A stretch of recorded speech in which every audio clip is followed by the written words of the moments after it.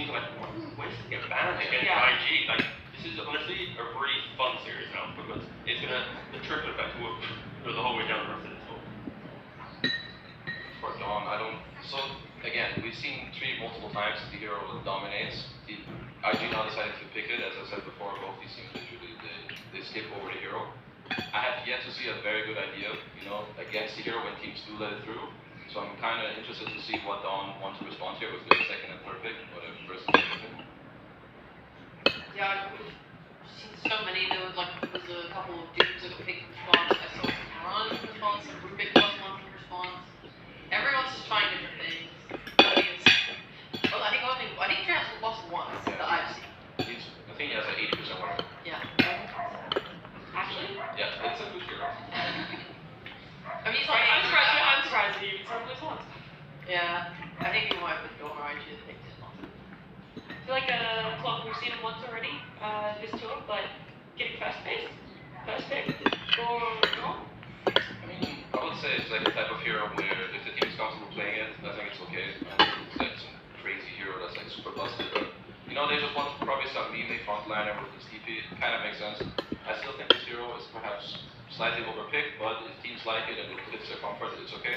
And we have the classic, 3 and S for time perhaps. As the two against DG, they go well together. I would say Exactly, yeah. So it's team running. yeah, it's okay for Shadow right now, but the Dawn at least with the DP, I think I'll always be happy seeing it when the second pick with the flexibility. We mentioned that before. I think going back to yesterday's game when Dawn did go to the mid lane, going for a mana boost, going for the Yules, delaying the BKB, I think these concepts of items for DP are just fundamentally not that good. It's bad, and if they do put it in, Not good equal bad. yes. No, that's what happened. Like if you do play the DP mid, you need to go like face boost BKB into straight away. I think armor item. You can't delay these items because again, there's like one bad item will delay your next play like 10 minutes, 15 minutes. If you start dying, you can't play the match. And I feel like DP mid is a hero that you often go even on farm, but with 1 or 2 heroes you can break the entire game open or at least force all the rotations.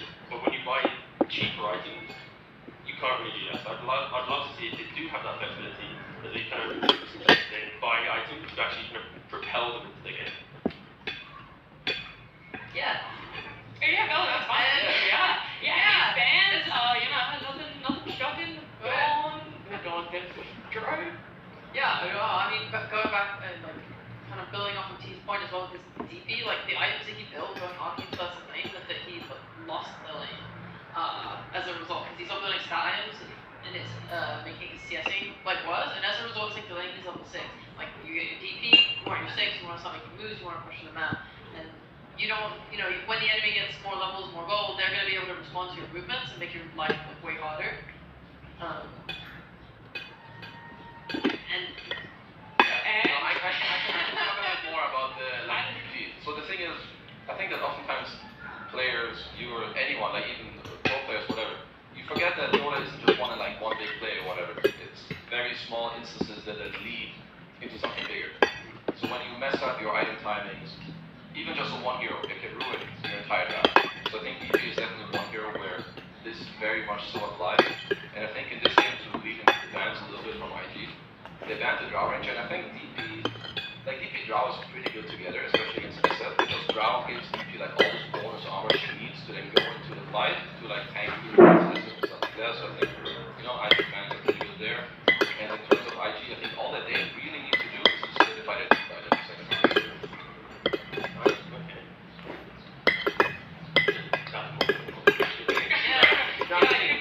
The thing is, when you're second pick, when you open up that second phase, pick 15, you just need a generic hero that doesn't really say too much about your draft. And Dawn, their flexibility like DP, second 15, you see teams pick Disruptor, you see, again, Liches, Rubik if it's still available, and we just go for Silencer. You lock down a little bit more team fight. Dawn is clearly subscribing to a skirmishing lineup. Silencer flop, they can be playing together run around the map. They play with DP.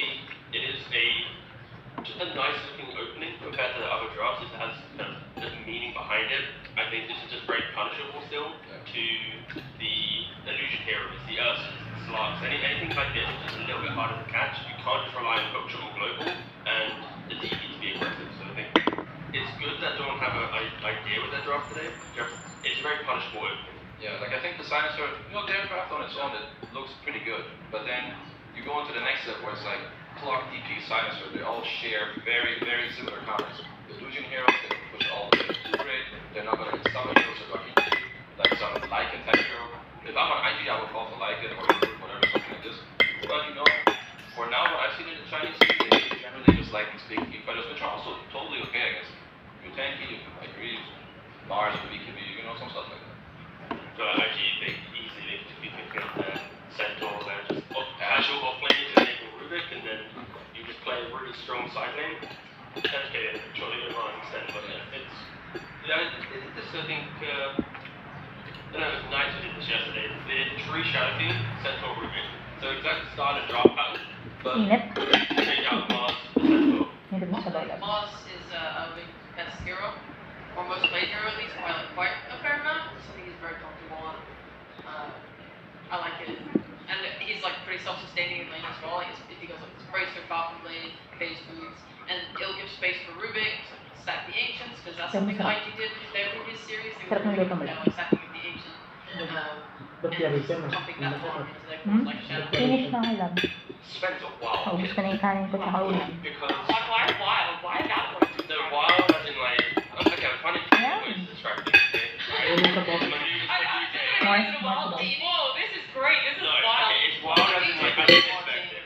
Because like, against a tree, you naturally want a carry that is like mantle, naturally, to be able to get over it. And also getting armor, because maybe you want to have that kind of diverse damage for the early mid-game fights. And for Dawn, they've now put a lot of emphasis on physical damage, and his spare at least, he's going to get very easily kited in the early fights, be it from a Rubik lift. When he blink jumps in, we've seen Rubiks be so OP with their shard, just play on range, pick back up.